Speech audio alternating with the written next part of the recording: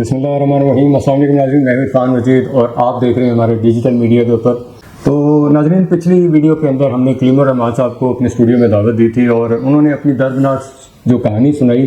तो मुझे बहुत सारे लोगों ने फ़ोन किया कि कलीमुर रहमान साहब को आप दोबारा जो नेक्स्ट प्रोसीडिंग हो उसके ऊपर दावत दें। तो मैं कलीमुर रहमान साहब का शुक्रिया अदा करूँगा कि वो अपना टाइम निकाल के यहाँ पे आते हैं और अपने जो केस के बारे में और जो बाकी उनके जो मामलात हैं उसके बारे में हमें बताते हैं। तो कलीमुर रहमान साहब सबसे पहले अपना एक शॉर्ट सा इंट्रोडक्शन करवाएं ताकि जो नाजरीन या मुतासरीन हैं उनको मालूम हो कि कलीमुर रहमान साहब जो हैं वो क्या बिज़नेस करते हैं और वो कहाँ पे रहते हैं। अस्सलाम वालेकुम। सबसे पहले तो मैं शुक्रिया अदा करता हूँ जनाब आपका इरफान साहब कि आपने अपने प्रोग्राम में शामिल होने की दावत दी मुझे। बहुत शुक्रिया आपका। जनाब मेरा नाम कलीमुर रहमान है। मैं 96 से मुजफ्फर चैम्बर में फ़ोटो सेट का बिज़नेस चला रहा हूँ।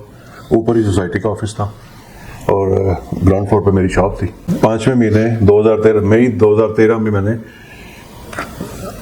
अपना सब कुछ बेच के जेवर और जेबें खाली करके बिल्कुल मैंने एक प्लॉट खरीदा, commercial plot, shine commercial 117 number, जो कि मुझे कहा गया कि ये 4-6 महीने में, ये अभी स्टैम्प फाइल थी, उसने कहा कि 4-6 महीने में ये क्लियर हो जाएगा और ये एग्जिस्टिंग प्लॉट बन जाएगा। तो ज़ाहिर हर बंदा यही कोशिश करता है चले कुछ मुनाफा हो जाए। तो मैं भी इस चक्कर में मैंने वो प्लॉट लिया जो कि आज तक क्लियर नहीं हो सका।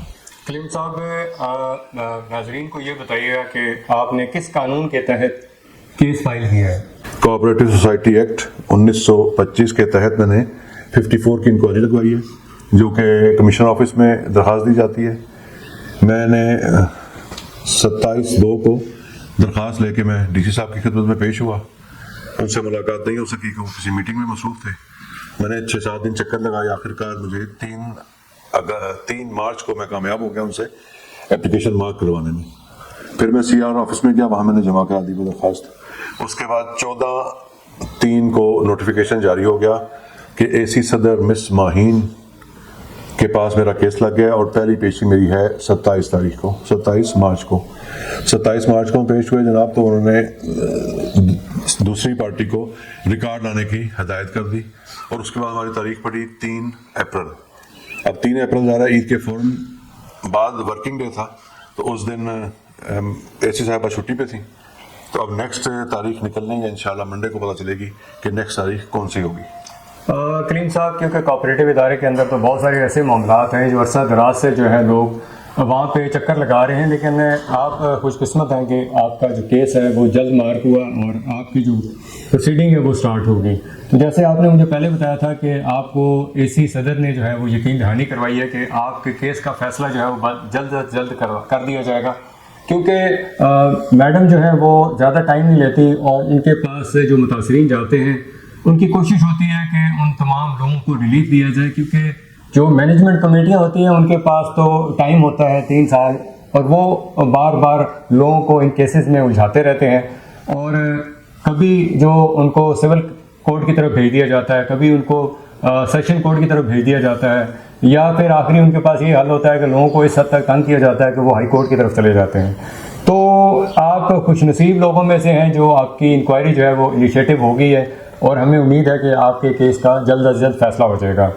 तो मैं आपसे यही रिक्वेस्ट करूंगा कि आप रजिस्ट्रार या DC साहब को जो क्या मैसेज देना चाहेंगे कि जो सोसाइटी के मामलात हैं जो मुतासरीन दरबदर हो रहे हैं उसके बारे में आप कोई मैसेज देना चाहेंगे। जी बहुत शुक्रिया।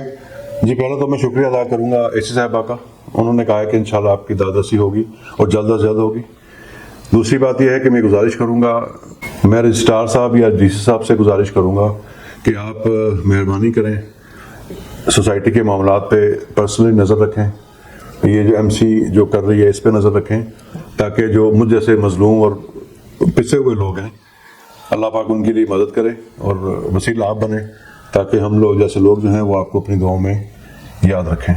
बहुत शुक्रिया कलीम साहब। मेरी भी रजिस्ट्रार साहब से ये रिक्वेस्ट है कि जब भी उनके पास जाते हैं तो उनको ये भी मालूम नहीं है कि फेडरल एम्प्लॉयज़ का जो प्रोजेक्ट है कुरंग टाउन या जना गार्डन वो है किस जगह पे।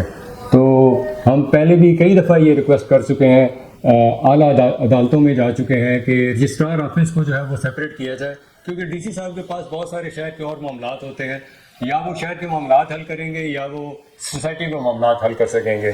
تو جب بھی یہ رجسٹرار آفس سیپریٹ ہو جائے گا تو ڈی سی جو صاحب ہیں وہ اپنے شہر کے معاملات جو ہیں ان کو دیکھیں, اور جو رجسٹرار آفس ہوگا ان کے اوپر ایک پریشر بن جائے گا کہ اب وہ سوسائٹیز کے معاملات دیکھیں. یہ صرف federal employees cooperative housing society ہی معاملات میں نہیں ہے, اس کے علاوہ بھی 43 سوسائٹیاں ہیں. جب بھی ہم رجسٹرار آفس جاتے ہیں یا سرکل رجسٹرار آفس جاتے ہیں تو وہاں پہ ایک کثیر تعداد ہوتی ہے لوگوں کی, اور کبھی وہ کس کیس میں وہاں پہ حاضر ہوتے ہیں, کبھی وہ کس کیس میں حاضر ہوتے ہیں, اور موسٹلی جو ہے وہ ڈی سی صاحب یا رجسٹرار صاحب وہاں پہ ملتے ہی نہیں ہیں. تو ہماری اعلیٰ عدالتوں سے اور جو آرمی چیف ہیں ان سے بھی ریکویسٹ ہے, اور جو وزیر اعظم صاحب ہیں ان سے بھی ریکویسٹ ہے کہ رجسٹرار آفس جو اسلام آباد میں ہے خاص طور پہ اس کو سیپریٹ کیا جائے, تاکہ سوسائٹی کے جو معاملات ہیں وہ اب جو ہے وہ لوگ جو ہیں وہ اس حد تک پس چکے ہیں, اب وہ ان کے معاملات حل ہونے چاہیے. اسی کے ساتھ اپنے ہوسٹ عرفان مجید کو اجازت دیں. نیکسٹ ویڈیو میں انشاءاللہ جو کلیم صاحب کی نیکسٹ پروسیڈنگ ہوگی, اور جو سوسائٹیز جو ہے federal employees cooperative housing society کی جو مینجمنٹ ہے ان کے وکلاء جو ہے وہ کیا موقف اختیار کرتے ہیں, ہم ان کے بارے میں آپ کو تفصیلاً آپ کو آگاہ کریں گے. اسی کے ساتھ اپنے ہوسٹ عرفان مجید کو اجازت دیں. اللہ تعالیٰ ہم سب پہ اپنا کرم کریں, ہمیں بھی اپنی دعا میں یاد رکھیے گا. السلام علیکم ورحمۃ اللہ.